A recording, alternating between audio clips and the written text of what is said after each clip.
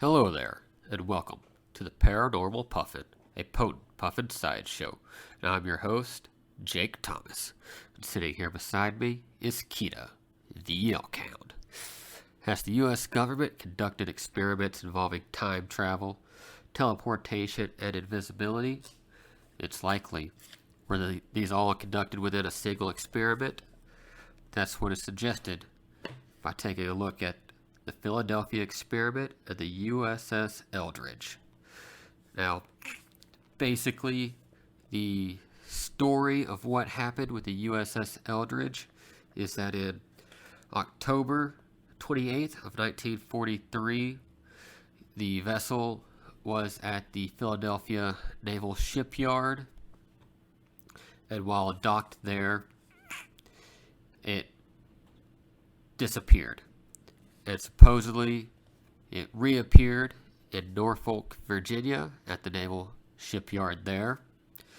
And then shortly after being spotted, it disappeared and reappeared in Philadelphia Shipyard once again.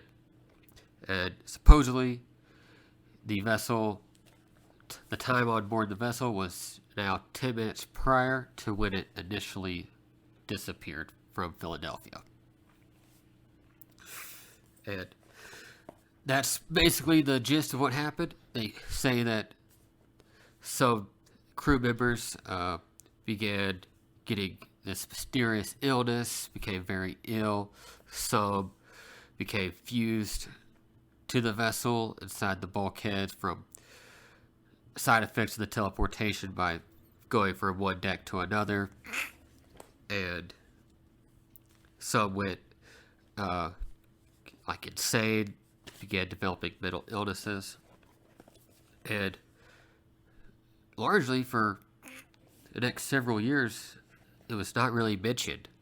And they say this could be from government brainwashing of the sailors. It wasn't really until the mid-50s that it started becoming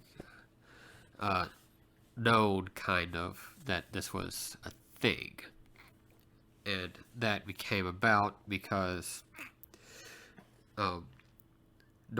Morris Jessup began receiving these letters from a Carl Allen, also known as Carlos Miguel Allende.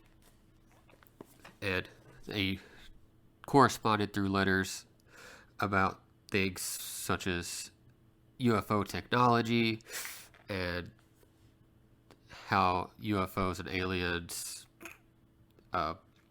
technology works and how they interact.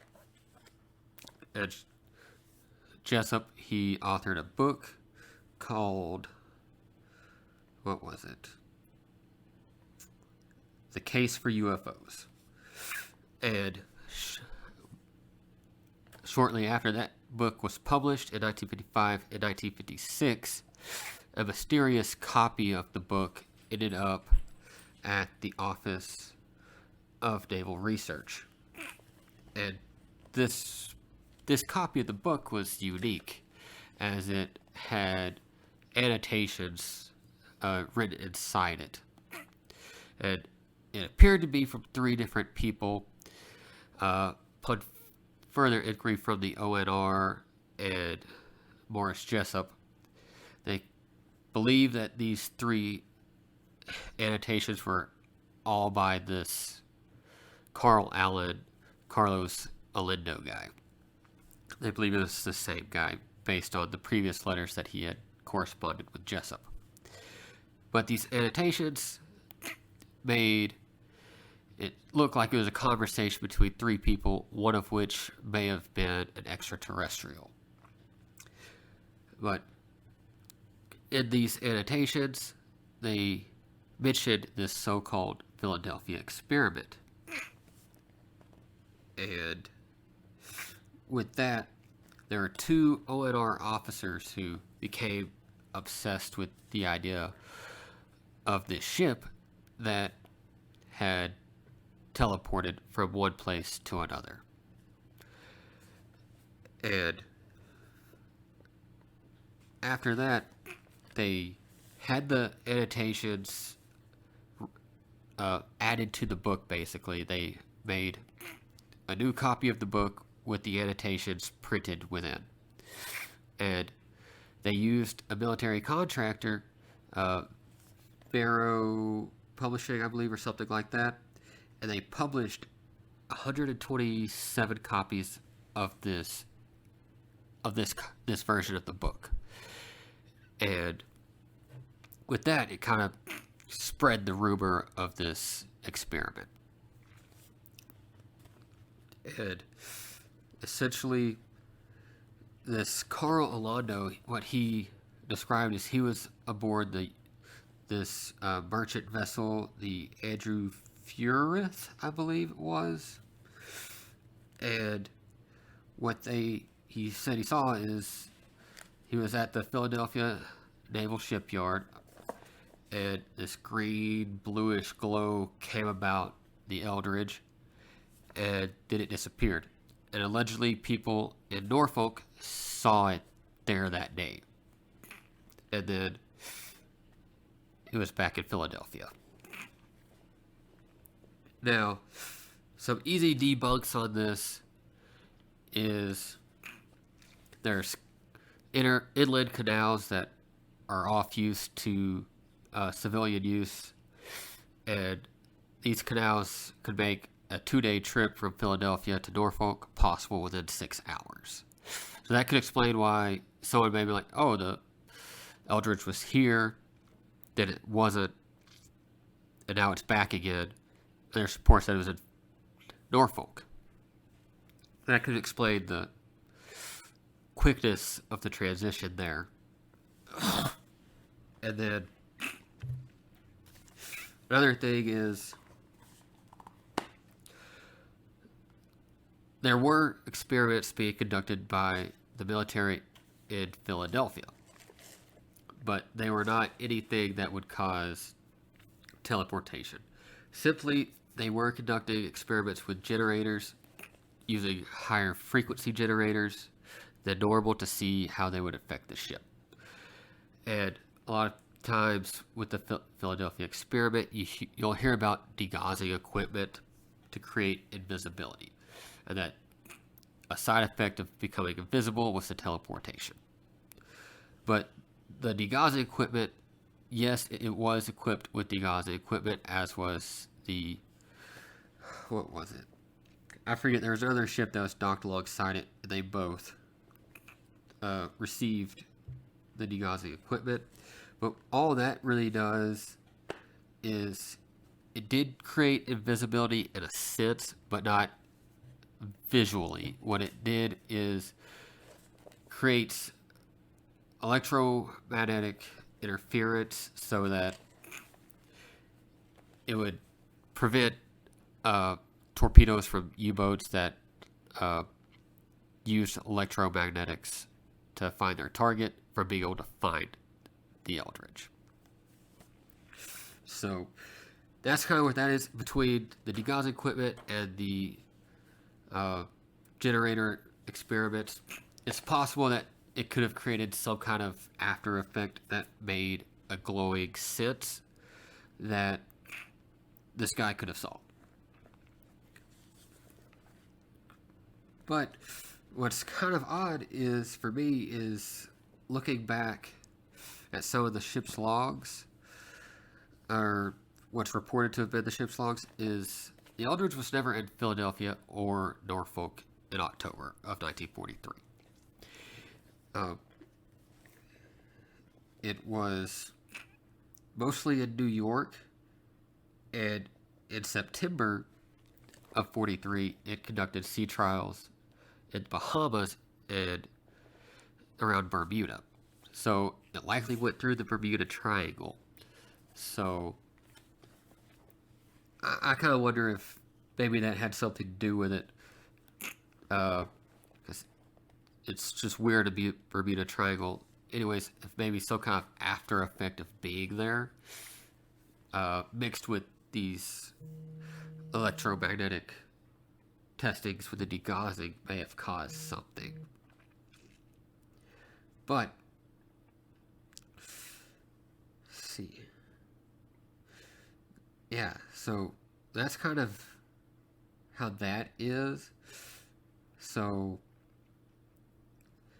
it may have teleported, may not have. But here's where things get really kind of weird and go in another direction.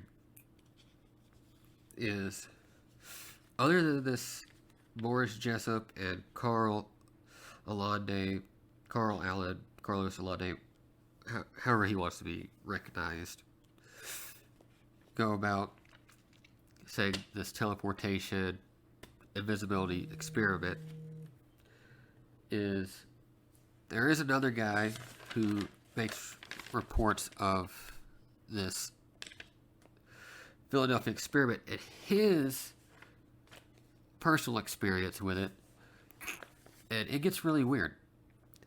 So there's this guy, Al Bialik, I'm not real sure how you pronounce it, but he claims that he was a sailor on the Eldridge, but when he was on the Eldridge, he wasn't Al Bialik, he was Edward Cameron, and his brother, Duncan Cameron, was also a sailor aboard the Eldridge. Now, Mr. Bialik Al, he claims that growing up he had knowledge of things that he didn't know how he knew. And he saw in 1988 the film, The Philadelphia Experiment. And he said upon watching the film, he started having flashbacks to being on the boat. And he sought out psychics to help him understand why he was having this deja vu feeling when he watched the film and why he was having all these flashbacks. And he uncovered that he was actually this Edward Cameron, and that he was there the day that the experiment allegedly took place. And while the ship was teleporting, he felt sick, and him and his brother jumped overboard and got lost in time.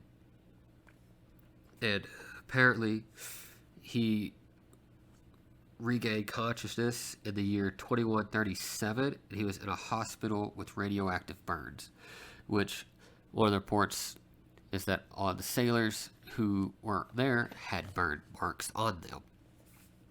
So, afterwards, he was there for only a couple of weeks in 2137, but he then traveled to 2749 and spent 2 years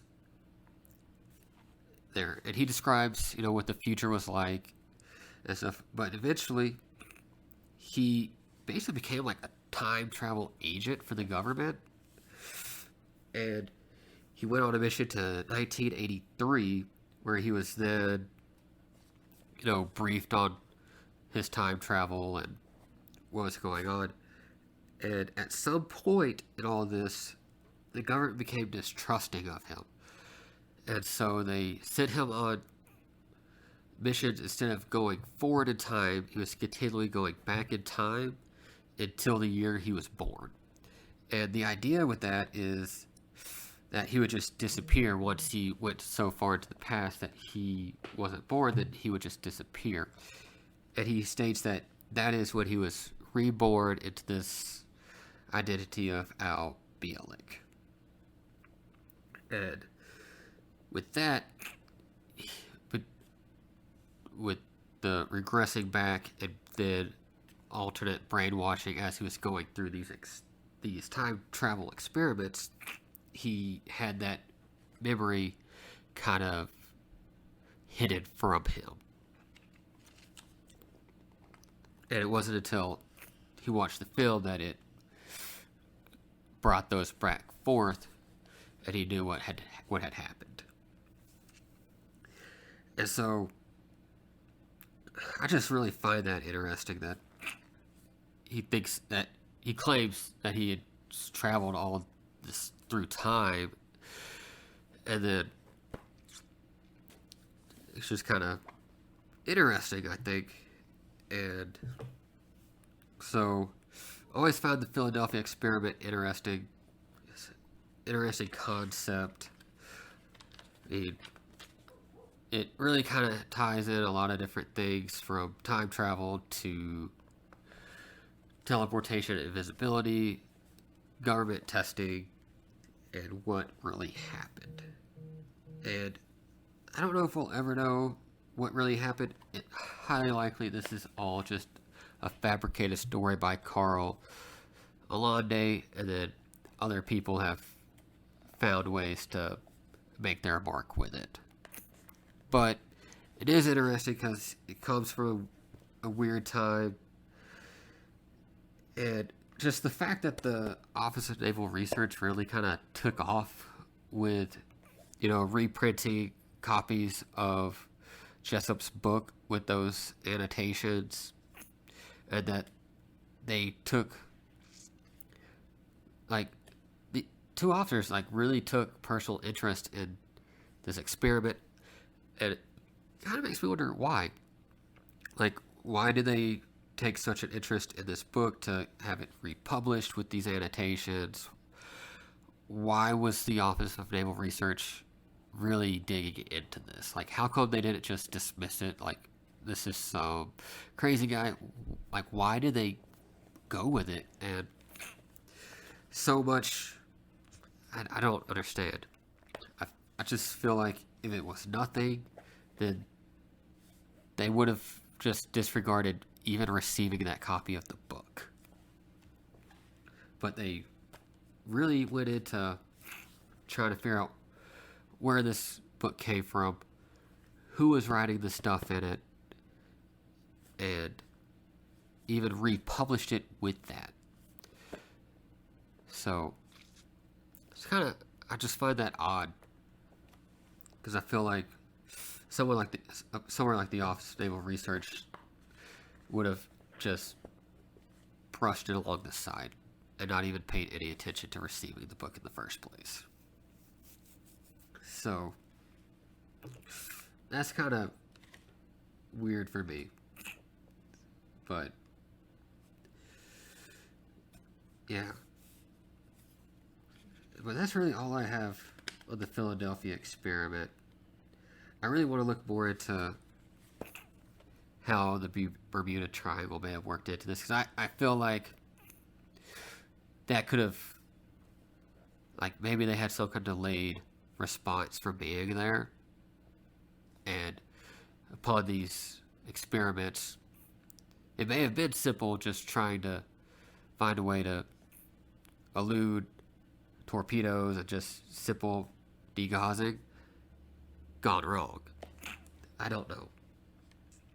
But I just find it interesting. But those are really the only two people I could find that really had any experience with the Philadelphia experiment and claims to what it was and what happened. Is Morris Jessup and Carl Alande's interaction with Jessup's book, as well as Alfred Bielek and his supposed time traveling from the experiment.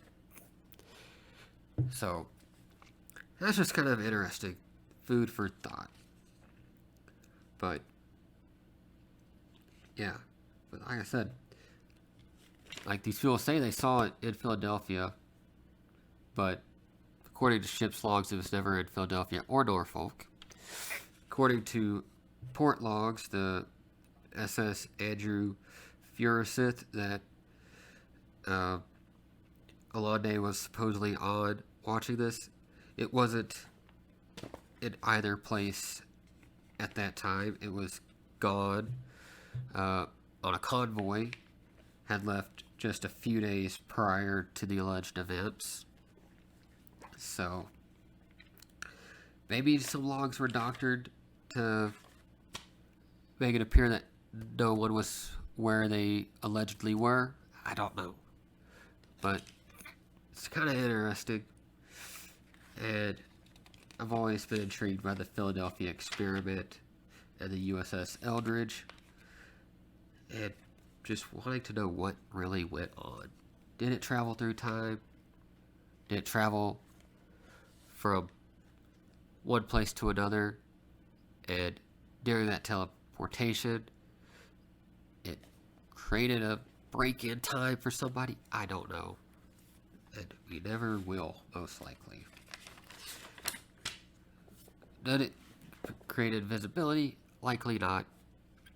But it's interesting because, you know, they say that Nikola Tesla was involved in making some coils for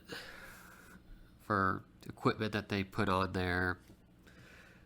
There's a lot of talk about Einstein's unified field theory being mixed with alien technology for the government, and that's what led up to this experiment, is using alien technology to test the unified field theory, and that created an extra plane that was needed to create the invisibility, and that's what they were trying to achieve, was finding that fourth plane of reality or whatever, and that's allowed them to, see all dimensions at once or something. I don't know, but it's just an interesting little tidbits, and I hope to find more research on it, go a little deeper myself. But yeah, that's about it for the Philadelphia experiment. A little quick short episode today, and I hope to see you all next month. And if you want to just learn a little more about me and my daily life, check out the Puffin podcast as well. And check me out on YouTube. I got some cool stuff going on there. And catch you all next time.